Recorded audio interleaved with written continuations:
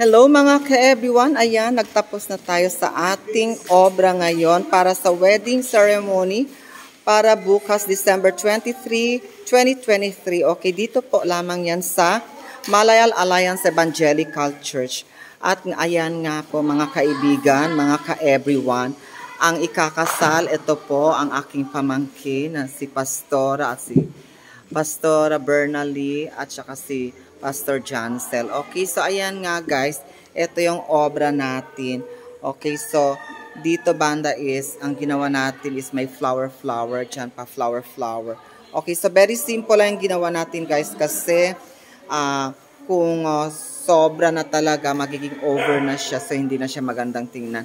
Okay, so ayan guys, so ito yung ano natin, magiging stage natin. So dyan uupo ang ating mga ikakasal bukas. Tapos, ito naman yung ginawa nating pleating and skirting. Okay? So, ayan. Dito uupo ang ating mga parents at saka yung sino ang mag-a-administer ng kasal. Okay, so dito banda naman guys, para to sa mesa ng parents. At, ayan nga po ang para sa mga principal sponsors. Okay, so ito yung aisles natin. So, mamaya is lilinisin natin yan. Okay, so good for 150 heads guys ang ating prepare. At dito naman banda guys, ito yung ginawa natin para sa paglagyan ng ating cake and then sa wine at saka yung mga gift. Okay, so ayan mga ka-everyone.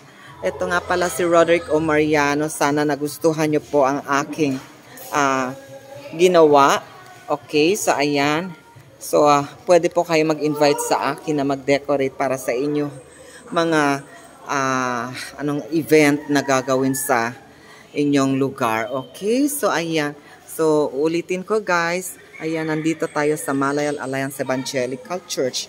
At, ayan. So, 98% finish na tayo sa ating ginagawa. Okay? So, mamaya guys is ilalagay na natin ang ating entrance arc para sa ating wedding. Okay, so for that guys, dadalhin ko kayo sa ating sa loob talaga ng church kasi ito is reception ito guys. So ayan, so mga ka-everyone, so maraming salamat po sa panonood ng aking vlog. Again, ito po si Roderick Omariano, proud Subano ng Barangay Malayal na palaging nagsasabi, masaya, maganda ang ating buhay pag meron tayong hanap buhay.